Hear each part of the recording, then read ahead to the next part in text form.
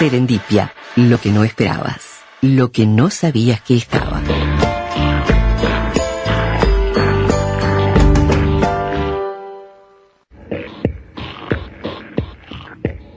El reconocido artista argentino Julio Leparc está exponiendo en este momento en el MACA, en el Museo de Achugarri, con su muestra Quinta Esencia, es el título de la exhibición antológica, con más de 80 piezas, producida especialmente para el museo. Esta exposición recorre su prolífica producción, desde sus primeras obras realizadas en Argentina en 1958 hasta sus creaciones más recientes, producto de una extensa trayectoria creativa dedicada a la investigación con la luz, la pintura, la escultura y experiencias participativas.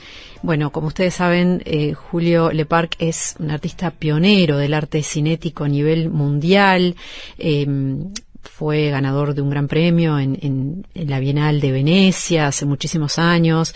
Tiene, esta muestra la curaduría del Atelier Leparc y la dirección artística de su hijo, Jamil Leparc. Y en esta exhibición van a poder contemplar pinturas, esculturas, obras de luz, móviles y una sección dedicada a experiencias inmersivas.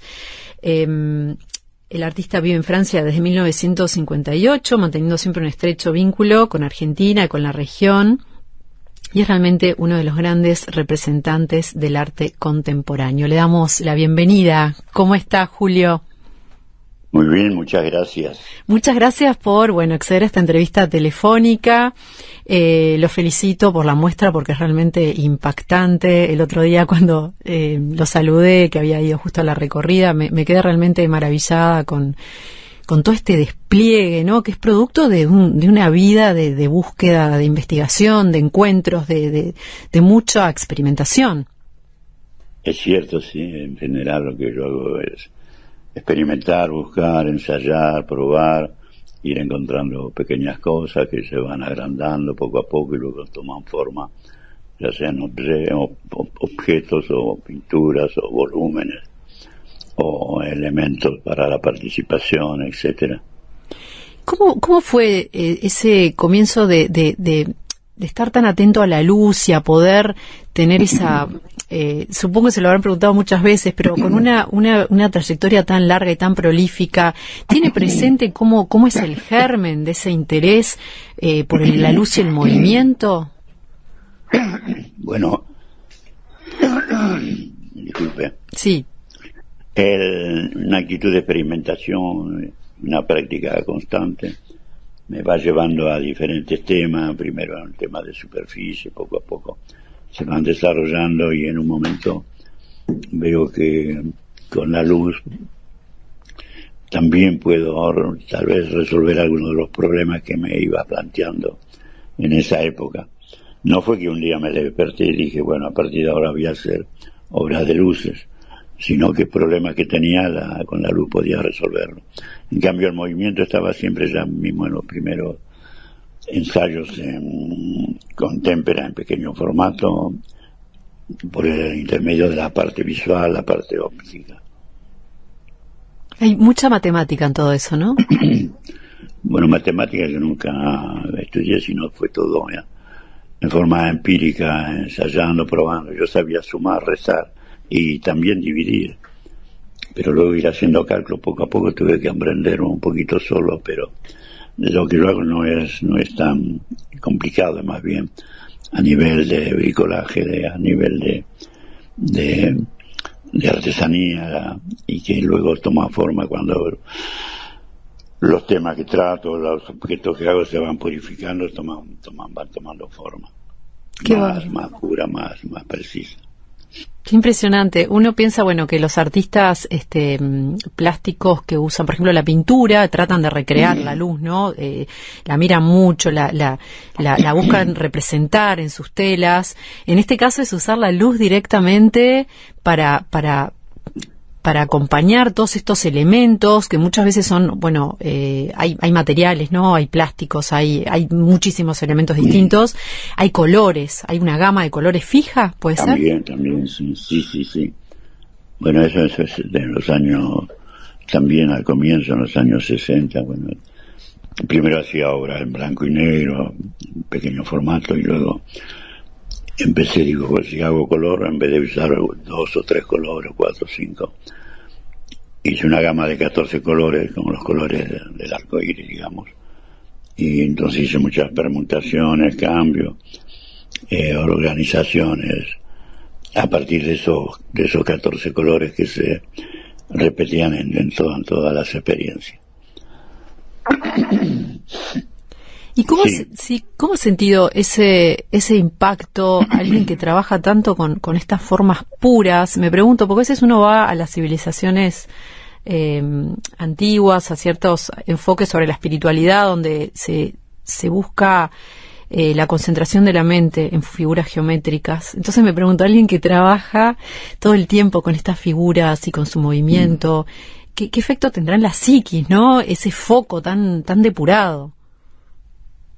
Bueno, en fin, como yo cuando yo hago las experiencias, luego trato que esas experiencias, esas obras, digamos, sean abiertas y que el que las ve puede proyectar en ellas o sacar de ellas, según sea su personalidad, su punto de vista, su religión, su espiritualidad, lo que a cada espectador de manera no guiada, no obligada, sino de manera espontánea, pueda encontrar en esos trabajos y en esas obras que están expuestas ahora allí en la fundación, en el Museo MACA.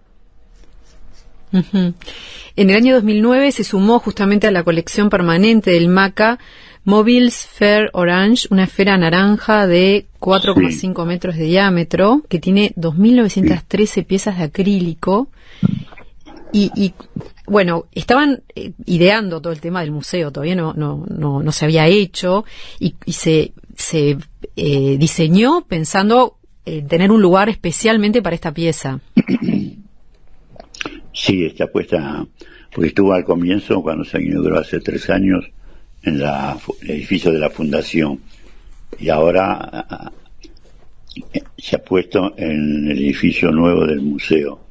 Es un edificio muy grande, muy actual, hecho por un arquitecto extraordinario, y la esfera naranja en este momento está puesta ahí acompañando la exposición. ¿Y las demás piezas también fueron pensadas para este edificio? ¿O muchas de ellas? Bueno, sí. En general, la exposición está centrada en, está el gran hall, donde está la esfera, y luego está la sala donde está la exposición.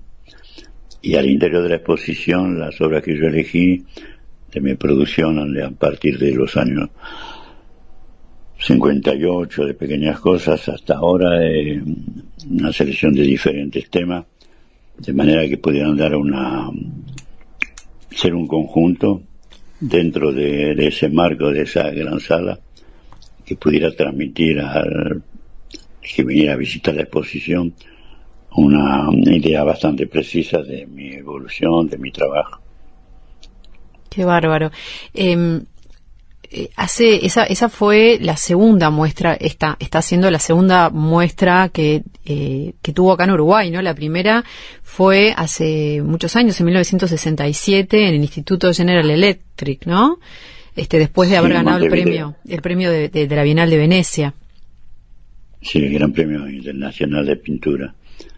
Que fue algo un poco raro, ¿no? Porque era un premio nacional de pintura que en realidad, como que el trabajo era... ¿Cómo entendió en ese momento ese premio? Bueno, ahí no había ninguna pintura, porque presenté ahí los objetos, las obras de luz, algunos juegos como los anteojos, diferentes cosas, en un espacio reducido, pero que el jurado de ese momento pensó que tenía que darme el Gran Premio Internacional ya, y así lo hicieron, aunque no hubiera ninguna pintura, aunque fuera un poco contra la reglamentación. Qué impresionante, claro, era como algo, nuevo, ¿no? Como que rompía un poco con el esquema. Hoy en día hay algunas pinturas, ¿no? En la muestra, yo creo que sí, hay varias pinturas, sí, que son bien como podríamos llamarle op art. Bueno, en fin, es difícil de entrar en las clasificaciones. En general son experiencias de diferentes naturalezas. Hay algunas que yo le llamo modulación, otras alquimia, otra color, otra experiencia en blanco y negro. OPAR es más bien... OPAR quiere decir arte óptico. Ujú. Que es un título que le pusieron en los años 60 a los artistas que trabajaban, ¿no?, con formas geométricas y con preocupaciones de obtener respuestas a carácter óptico. Me encontraba posición o en paralelo con el OPAR. El popar, entonces decían pop art y OPAR. Pero en general la clasificación nunca, para mí no me cuadra muy bien, porque si me doy a mí mismo una cierta libertad, voy haciendo lo que me parece mejor, y si es OPAR, si no es, no importa. No estoy pegado, no estoy obligado a una tendencia, a una línea. Mismo si puedo contradecir algunas veces, eso forma parte de tener una cierta libertad que me permite con un lápiz en mi mano ir haciendo algunos garabatos que poco a poco se van desarrollando, y yo acompaño la mano, acompaño al lápiz con lo que yo pueda aportarle para obtener algunos resultados. Pero no hay un punto de partida previo diciendo yo soy un artista OPAR, por ejemplo, y no puedo hacer algo que no sea OPAR, sino yo hago lo que voy sintiendo, lo que voy viendo. Si cuadra o no cuadra no tiene para mí ninguna importancia. Claro. Bueno, es importante este enfoque que bueno, muchos críticos han observado de su obra, que tiene que ver con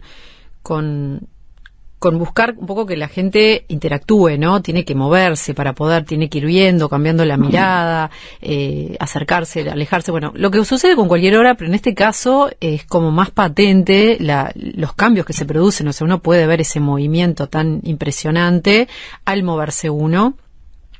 Entonces yo me pregunto, cuán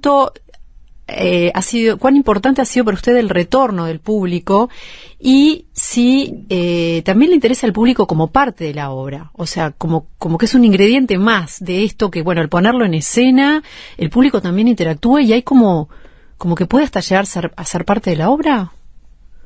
Sí, en general cuando esa inquietud va más adelante, se puede decir que por ahí hay elementos o objetos a disposición del público que están quietos, parados, y solamente funcionan con la intervención del público, ya sea por manipulación de los elementos ellos mismos, o apretando un botón, o en algunos casos una participación más física, más directa en otros temas que no están aquí en Punta del Este, en el Museo Maca, pero que forman parte de la preocupación mía, que fue siempre de ir al encuentro de un espectador nuevo, un espectador, el espectador de la calle, el espectador de la gente en común, que no necesita tener una preparación ni un condicionamiento artístico ni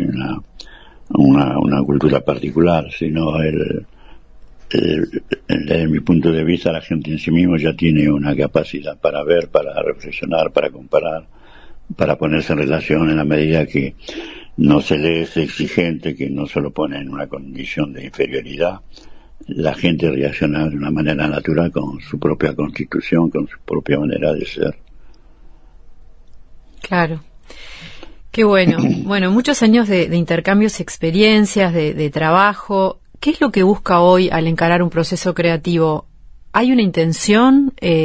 ¿Cuál es esa intención? ¿Cómo ha ido cambiando eso, no? Porque a veces uno trabaja con intenciones y a veces no, y bueno, eso me interesa también. Bueno, a mí la actitud es desde siempre y permanente, esa actitud. Y en la actualidad, con mi hijo Juan, como usted decía recién,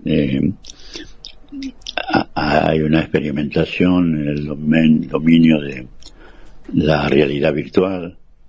Estamos haciendo un museo que está constituido por salas y que luego las experiencias van saliendo, y esa nueva técnica permite imaginar objetos o poner objetos en situación que son imposibles ponerlo en la realidad.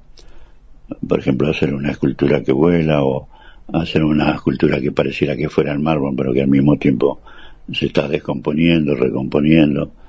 Todo eso, todas esas alternativas dentro de este nuevo dominio me tientan muchísimo, y estoy trabajando con mi hijo Juan en ese tema, que dentro de poco estará terminado y podremos. Bueno, ahí había una parte, hay una parte en la fundación, en el Museo Maca, un ejemplo con los cascos, para que la gente pueda ir viendo.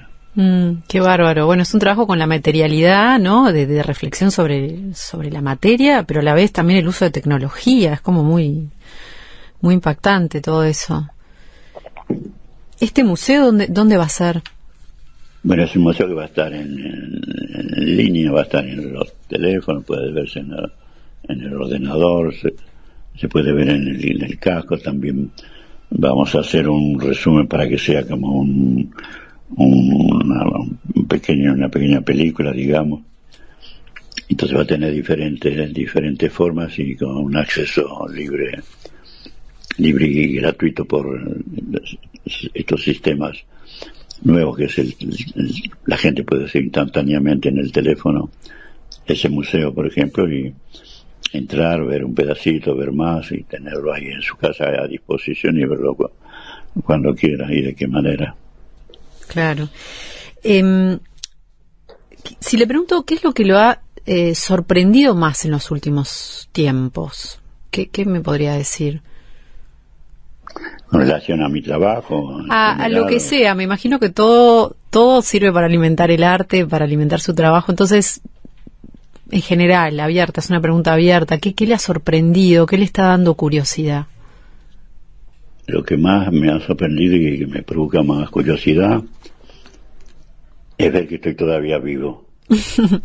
Tengo 94 años y que jamás hubiera imaginado eso en mi juventud, llegar a una edad tan avanzada y habiendo tenido la ocasión de ir viendo, acompañando los acontecimientos que suceden en el mundo a todo nivel, y en el campo artístico también en particular. Y mi posición, bueno, es de que los artistas, digamos, cada uno desarrolla su trabajo a su manera, con sus propias intenciones, sus propias, no diré inspiraciones, pero motivaciones, y que el interés es que haya un gran espectro de diferentes resultados, y que puedan ser puestos a disposición del público en una manera utópica, a mi manera de ver, donde no solamente los que tienen el poder cultural en el medio artístico toman decisiones y hacen clasificaciones, sino también la gente, el público en general, a través de muchas cosas que podrían ponerse en práctica para tener así valorizaciones multiplicadas, y que los propios creadores reciban respuestas no solamente en forma de dinero o en forma de cantidad de gente que visita una exposición, sino a través de respuestas que pueden servirles para seguir trabajando, hacer otras creaciones. Qué bueno, de alguna manera aprovechar esa horizontalidad, ¿no?, que nos da Internet, de alguna manera, ¿no?, de conexión, de estar ahí a disposición. Claro, pero la cual yo pienso que hay que agregarle, no sé en qué medida, bueno, él da la posibilidad de una reflexión, pero también está el riesgo de lo inmediato, la cosa que uno mira con un golpe de ojo y pasa a otra cosa inmediatamente, porque hay la cantidad enorme de solicitaciones que uno recibe, que a veces uno queda hundido, queda un poco perdido, pero en cambio de manera práctica en lugares se puede practicar una relación más. La gente que va a un lugar de exposición ya tiene una predisposición un cierto tiempo a dedicar a ver una exposición, por ejemplo, y podría ser en esa circunstancia que se pudieran buscar o recabar las opiniones de la gente, lo que han sentido, lo que han visto, etcétera, etcétera. Qué bárbaro. Bueno, para cerrar la última pregunta, tengo entendido que para usted fue muy importante Mondrian, que también fue clave para uno de nuestro gran artista como fue Joaquín Torres García. Entonces, un poco la pregunta es, ¿cómo dialoga o quiénes resuenan más de Uruguay en usted? O sea, ¿dónde siente que hay como una, no sé, es una resonancia mayor? Bueno, en general, como yo siempre he tenido también el lado como ser latinoamericano, la producción en general de la América Latina, que yo considero que es de un valor igual o más de la que se hace en Europa y sobre todo la que se hace en Estados Unidos, y que lamentablemente en esta lucha de poder la América Latina es siempre dejada de lado, pero artistas que yo he podido encontrar en diversas ocasiones, o sea, en Brasil, en Venezuela, México, Chile, en Uruguay, etcétera, etcétera, que de gran valor, pero que quedan desgraciadamente un poco recluidos, olvidados, como si fuéramos de artistas de segunda mano en esa lucha que hay a nivel internacional por una hegemonía mundial. Pero cada vez que tengo la ocasión de ver obras de artistas latinoamericanos, y ya hace poco vi obras de artistas uruguayos, me quedo muy inquieto de que no tengan una valorización a su propia altura de lo creado. Sí, es cierto, eso es todo un tema. Pero bueno, por suerte contamos con un museo como el MACA que está ayudando a impulsar más y a establecer también el diálogo, ¿no? El diálogo con... No, está muy bueno porque pone en órbita a un lugar, es que es el museo que está en Punta del Este, y Punta del Este está dentro de Uruguay, y entonces el país entero se toma una actualidad a nivel cultural en general, que un reconocimiento que pasa por ese esfuerzo gigantesco que hace Pablo con su museo, y que tiene repercusiones, y que más con este último que ha cumplido un año va a ir teniendo a nivel latinoamericano y a nivel internacional. Excelente. Bueno, muchísimas gracias, Julio, por estos minutos, por esta charla. Y bueno, los invito a todos a que vayan a verla, que va a estar por unas cuantas semanas más, esta muestra, y bueno, la obra que va a quedar de forma permanente también, pero no se pierdan esta muestra maravillosa que pueden disfrutar allí en el MAC. Muchísimas gracias. Yo ya voy a tratar de ir a visitarla. Bien, buenísimo. Bueno. Un gusto. Un gusto, muchas gracias. Serendipia, lo que no esperabas, lo que no sabías que estaba.